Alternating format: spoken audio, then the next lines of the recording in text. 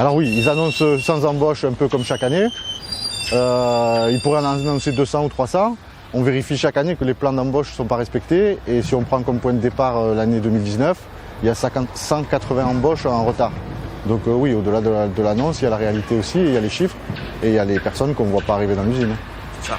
Exactement. Ouais. Et en même temps, derrière, le projet COS. Voilà. Donc depuis le mois de février, la direction a fait une annonce aux instances de représentation du personnel d'un projet de productivité, donc qui s'appelle COS, mais au final c'est un projet de productivité qui vise à réduire le personnel, en particulier dans la maintenance pour nous.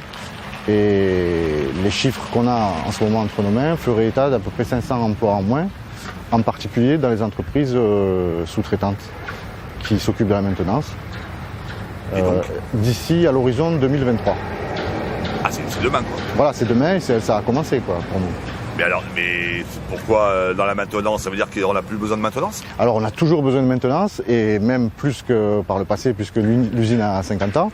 Mais enfin, d'après leur beau plan, leur beau schéma, il serait possible de moins faire appel aux sous-traitants par le biais de ce qu'ils appellent la réinternalisation. Et donc ce seraient des agents ArcelorMittal qui effectueraient les missions qui sont aujourd'hui confiées aux spécialistes qui sont dans les entreprises sous-traitantes et qui interviennent tous les jours. Ça veut dire qu'en fait ils embauchent?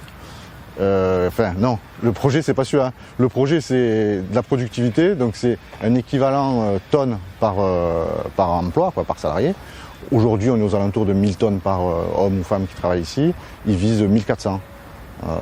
Donc c'est 40% de boulot en plus, c'est des emplois en moins pour nos sous-traitants, c'est dans la maintenance des fusions entre les métiers d'électrique et les métiers de la mécanique, toutes ces choses-là. En fait c'est faire toujours plus de taf, avec de moins en moins de monde. C'est un projet de productivité pur et simple, ils n'ont rien inventé.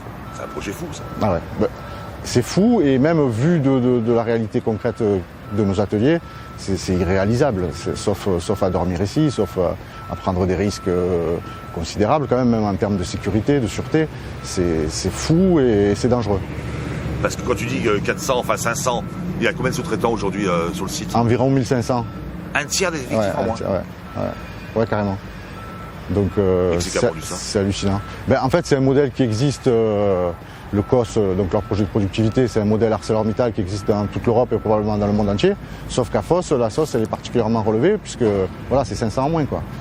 Et la réaction aujourd'hui des boîtes sous-traitantes, c'est laquelle pour l'instant?